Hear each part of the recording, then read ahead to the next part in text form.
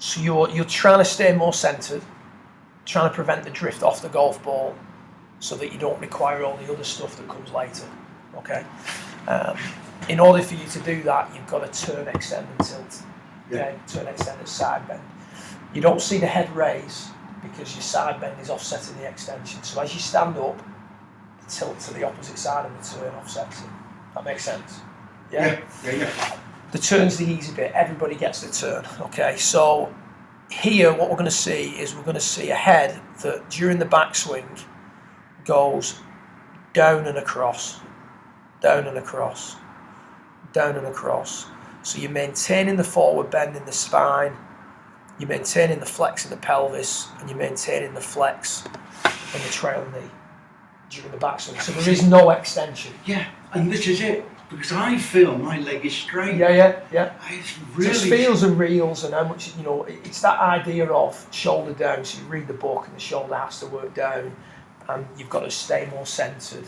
Now, you understand the concept of that, but in order to execute that, you require a little bit more detail. Yeah. Some players do, some players don't. Most players do, to be fair.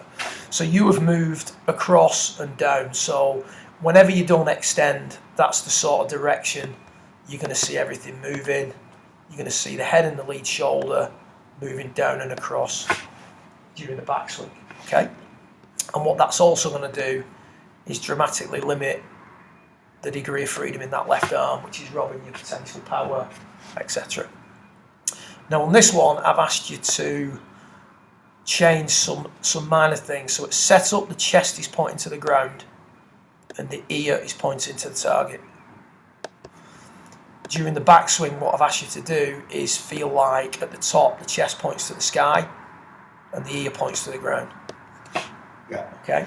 Now, in order for you to do that, you're going to have to move differently, because you can clearly see here that normally your ear would be like this and your chest would be like this. Yeah. So you're going to have to change those green arrows, aren't you? Okay. So that's all the advice I've given you at this point. So in order for you to do that, you've got to start getting rid of some angles. You can't just turn anymore. You've got to turn and extend. And as you extend, you're going to start to learn to side bend. So the left arm travels further. The pelvis, the trail knee, and the spine now are starting to extend. They aren't in the same angles they were, and your head stays in that box. So your head hasn't drifted off, has it? No. Okay. So some pretty simple cues to make, quite a substantial change to your picture. So we've got more left arm travel. Let's get rid of most of those now. Head's not drifted across as much. Low point control. You've now got a far better chance of, of controlling that, of having that ability. But mainly that's come through the extension, the whole right side. So you've got an extension of the trail leg. You've got less flex in the pelvis, and you're forward bending your spine. It's actually not 100% accurate line.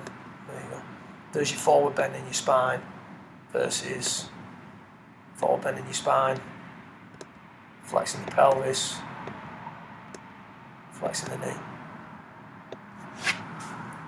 You don't need to play golf thinking about that. Sorry. These are just things that you can point out when a change has been made. The cue for those changes was to point the ear to the ground and the chest to the sky. Yeah, I mean, it's the worlds apart. Yeah. So what we're going to do now is hit some down doing that. Okay, and we're going to build it up gradually. You don't need to hit full shots straight away.